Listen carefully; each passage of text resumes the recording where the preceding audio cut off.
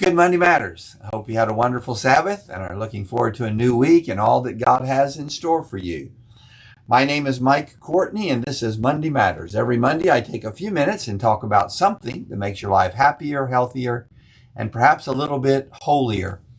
I had a friend, a close person this week, posted on Facebook that they're getting off Facebook. It's too divisive, it's too polarizing, and they're just going to get off Facebook. And good for them. I'm not against that at all. But it did make me think that, Facebook is like TV. I'm old enough to say, I remember when TV came out. I remember when there wasn't TV, and when it came out, preachers preached against it. My parents wouldn't have one for a long time. My friends had TV, and I did. And then when they got it, they put a blanket over it in the living room, like they're trying to keep the gates of hell from coming through the TV screen into our living room.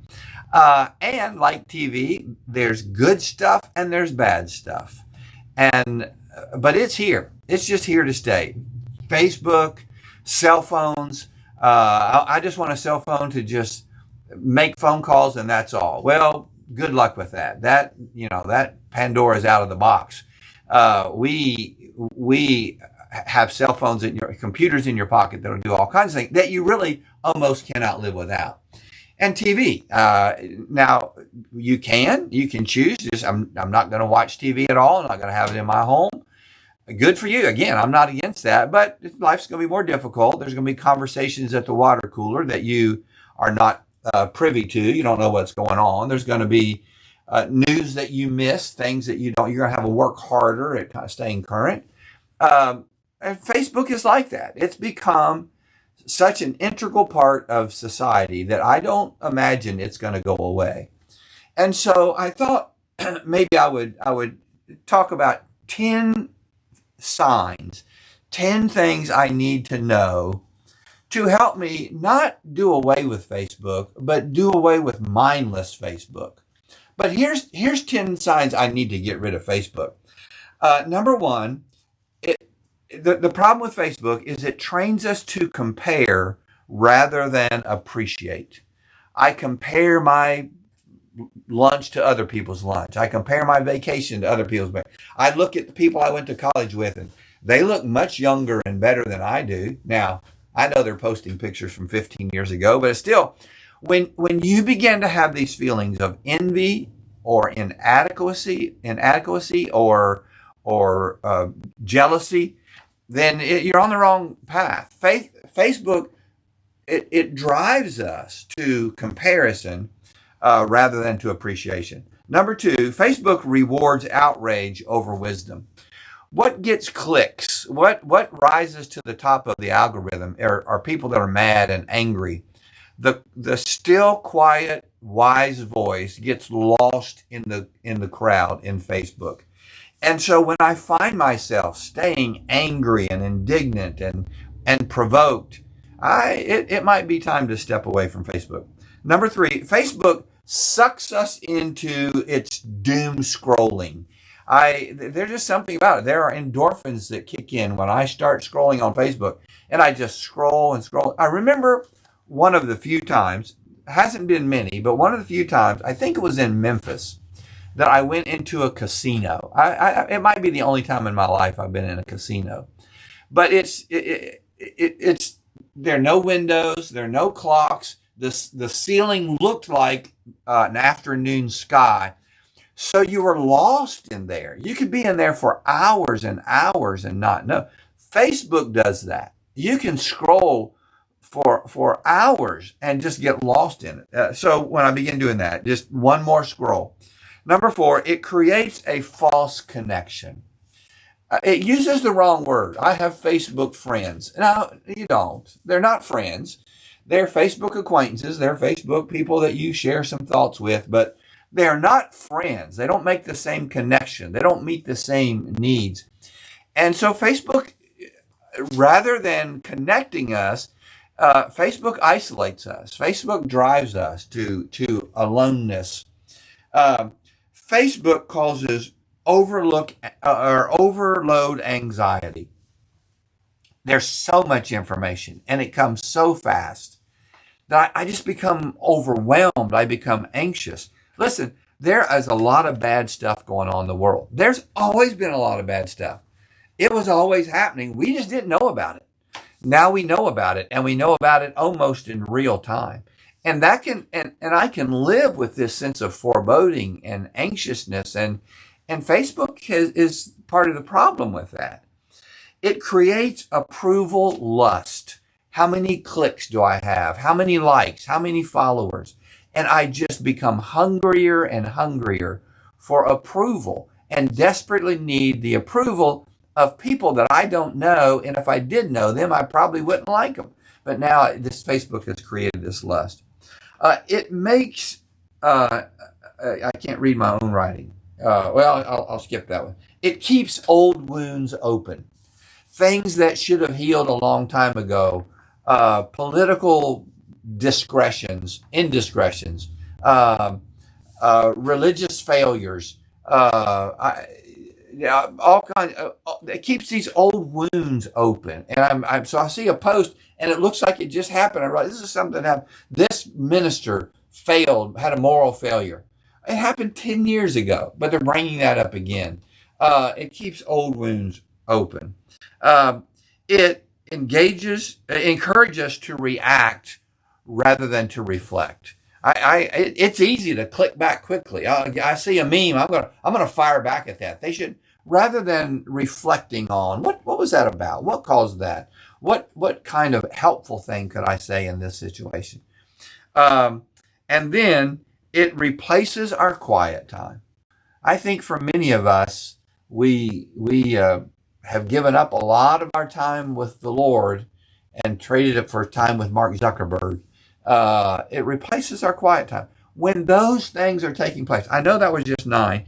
I had a 10th one that was really good, and for the life of me, I can't read what I wrote down.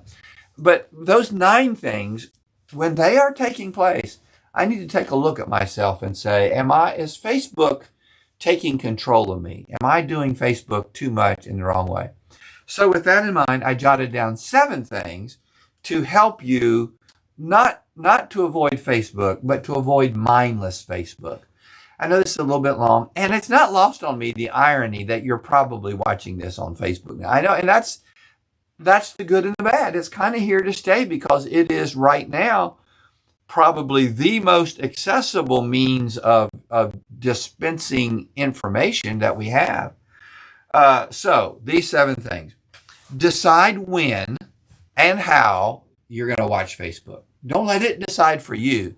You decide when and how. Maybe you say something like, I'm not going to watch Facebook before 8 o'clock in the morning and after 8 o'clock at night. I'm not going to watch Facebook on Sundays. I'm only going to watch Facebook 15 minutes before lunch and 15 minutes after. Whatever you decide in advance. I'm going to control Facebook. I'm not going to let it control me. Number 2, to help you do that, remove Facebook from the home screen on your phone and stop the notifications. Listen, I confess, when I get a beep on my phone, I am OCD enough that I have to respond to that. A little red mark that comes up on I got to get rid of that. So stop the notifications. Remove it from your home screen. So you've got to take 2 or 3 steps to get to it. And you look at it when you want to, rather than it beeping and demanding that you respond to Facebook. Number 3, which is very much like that, set a hard time. A hard time.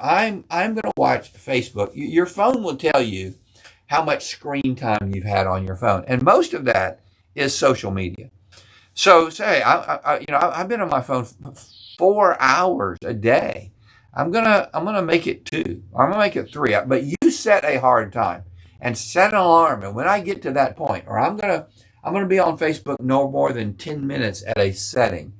You set a hard time. Put an alarm on your phone, and stop when your time is up. Number 4, unfollow unhealthy people. Now I believe very much that I should be engaging with people who think differently from me, who act differently, who look differently. That's important.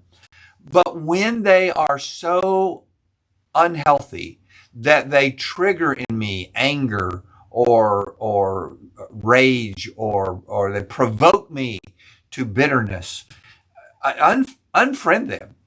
If I invited somebody to dinner and they insulted Doris and made fun of the food and denigrated my faith, uh, I wouldn't invite them back. In fact, I wouldn't let them finish dinner. And I certainly wouldn't say, hey, let's go have coffee sometime. Unfollow those people that trigger you in an unhealthy way. You can find people to give you a different point of view, but do it in a way that's kind and reflective.